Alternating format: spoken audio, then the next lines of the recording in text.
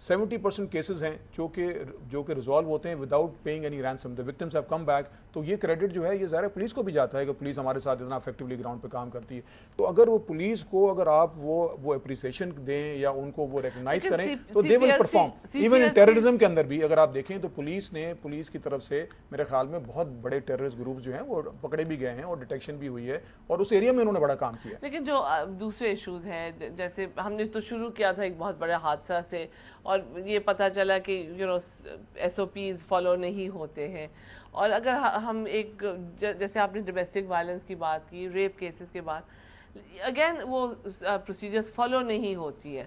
For example کسی کو اگر ایک ریپ وکٹم ہے تو ان کو تھانے میں لاک کیا جاتا ہے رات کو. وکٹم کو تھانے میں کیوں ڈالتے ہیں؟ I don't understand this. میری سمجھ میں یہ بالکل نہیں ہے. ابھی ریسنٹلی میں کسی کو جانتی ہوں جن کے فارم ورکر کی وائف کو کسی نے ریپ کیا اور انہوں نے رپورٹ ایف آئی آر کاٹا اینڈ آل دیٹ. ان کو دے پٹ ہر ان دا تھانہ, آرٹلری میدان ویمنس تھانہ. آئی سیڈ کہ آپ ان کو ہاسپٹل میں رکھ لیں, ان کو جنا ہاسپٹل انڈر پولیس گارڈ رکھ لیں, لیکن ان کو اگر تھانے میں رکھی گے تو وہ ٹرامیٹائزڈ ہوں گی. بالکل. اس میں we have another call. You guys are obviously very popular. Hello. جی السلام علیکم. وعلیکم السلام. فیروز بول رہا ہوں, شیخ محمد فیروز نام ہے میرا, صدر الائنس کا پریزیڈنٹ ہوں. جی. تو ارشاد سہیل صاحب جب سے آئے ہیں ہمارے صدر ٹاؤن کے اندر جی تو انہوں نے یہ سلسلہ کیا کہ مختلف مارکیٹوں کی میٹنگیں کالز کی اور اس کے اندر ان کے مسائل سنے. جبکہ یہ کام جو ہے یہ جو جتنے بھی تھانے کے ایس ایچ اوز ہیں ان کو چاہیے کہ ہر ماہ جو ہے یونین کے نمائندوں کو بلائیں اپنے پاس اور کم سے کم ان کے مسئلے مسائل سنیں تاکہ ان کے ساتھ کوآرڈینیٹ کر کے ان مسائل کو حل کیا جائے. جی. تو یہ بہرحال ارشاد صاحب کو کریڈٹ جاتا ہے جبکہ ان کی یہ ڈیوٹی نہیں ہے. میں سمجھتا ہوں جو تھانے کے ایس ایچ اوز ہیں ان کو چاہیے کہ وہ یہ کام سر انجام دیں. تو میں ارشاد صاحب کا بہرحال شکریہ ادا کرتا ہوں کہ انہوں نے مارکیٹوں کی یونینوں کو بلایا, ان سے میٹنگز کی. تو ان سے یہی درخواست کرتا ہوں کہ ان کے انڈر میں جتنے بھی تھانے آتے ہیں صدر کے ایریے کے یا کرفٹن کے دوسرے, ان کے جو یونین کے عہدیدار ہیں انہیں بلایا, ان کے مسئلے مسائل سنیں تاکہ جو ہے وہ آپس میں باہمی اس سے بیٹھ کے okay. Thank you very much جی. آپ کا تو بہت بڑا فین کلب ہے اوبیسلی کراچی میں.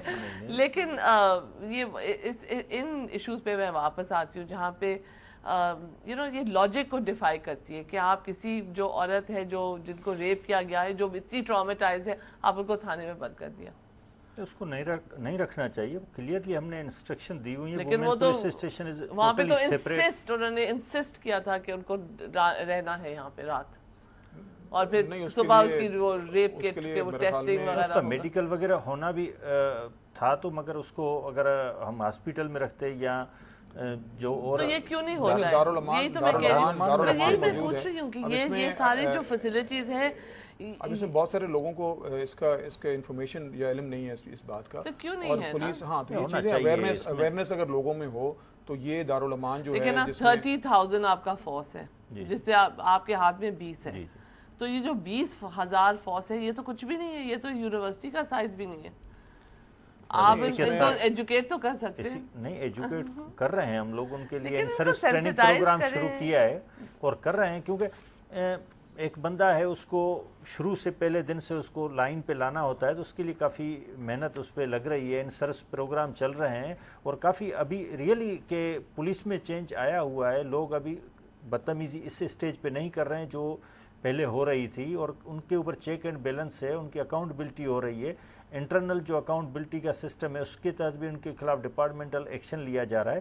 اور آپ ابھی خود گزر کے آپ دیکھیں, آپ گزرتی ہیں میٹروپول سے یا آگے چیکنگ پوائنٹس ہوتے ہیں, آپ دیکھیں کافی اس پہ seniors NGOs officer میں خود کھڑا ہوتا ہوں اور لوگوں سے تمیز سے بات کی جاتی ہے, ان سے پوچھا جاتا ہے. وی نو نیڈ کہ جی ان کو ہراساں کیا جائے اور ان کو.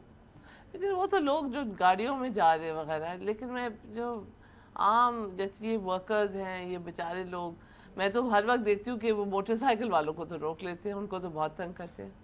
کرائم اکثر ہوئی موٹر سائیکلوں پہ رہا ہے. ٹارگیٹ کلنگ بھی موٹر سائیکلوں پہ ہو رہی ہے. ٹارگیٹ کلنگ ایک بہت بڑی چیز ہے. ٹارگیٹ کلنگ تو بہت بڑی, اور وہ تو دوبارہ شروع ہو گئی ہے. ٹارگیٹ کلنگز کو آپ لوگ کنٹرول کیوں نہیں کر سکتے؟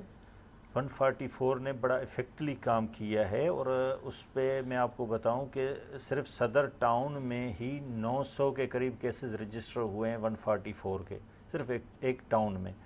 اس پہ ہم نے صدر ٹاؤن میں کافی، اور ساؤتھ زون میں اور کراچی میں اس پہ کام ہو رہا ہے اور ایفیکٹولی ہو رہا ہے، مگر آپ کراچی کا دیکھ لیں، اسٹریٹس کو دیکھ لیں، اور جتنی گنجان آبادی ہے اس کو آپ دیکھ لیں، لوگوں کے مسائل کو دیکھ لیں، اور یہاں بھی سی پی ایچ سی کی باری ہے بیکاز ٹارگٹ کلنگ جو ہے یہ تو پولیٹیکل ہے، یہ تو ایک پولیٹیکل ایشو ہے، ہم تو نہیں کہتے نہیں اس میں ایسا نہیں ہے، مگر اس میں صرف بات یہ ہے کہ ایک تو انہوں نے جو بات کہی ڈبل سواری کی، اور اس سے یہ ڈیبیٹیبل ہے کہ اس میں کہیں تو آپ سمجھتے ہیں کہ نو ڈاؤٹ اس میں ایسے انسیڈنٹس ہوئے ہیں جہاں موٹر سائیکلیں استعمال ہوئی ہیں، ٹارگٹ کلنگ کے اندر بھی ہوئی ہیں، اسٹریٹ کرائم کے اندر بھی یوز ہوئی ہیں، مگر یہ بڑا ایک لوگوں کے لیے بڑا انکنوینئنس سا بنا ہوا ہے جس میں اگر موٹر سائیکلسٹ کو روکا جاتا ہے. اب یہ جو ہے اگین پولیس اگر روکتی ہے اس کو، اگر صرف چیک کر کے اس کو جانے دے پھر تو ٹھیک ہے، مگر اس کی وہ پوری جو وہ بھی چیک کرتے ہیں، اس کا لائسنس بھی چیک کرتے ہیں، اس کی چیزیں چیک کرتے ہیں اور پیسے بھی مانگتے ہیں. تو یہ بڑی چیزیں جو ہیں آن گراؤنڈ جو ہے لوگ بڑے اس کا it's a very big nuisance for them. جہاں تک ٹارگٹ کلنگ کی بات ہے اس میں تو ایک بہت بڑا ایک ایسا ایشو ہے جس کے اندر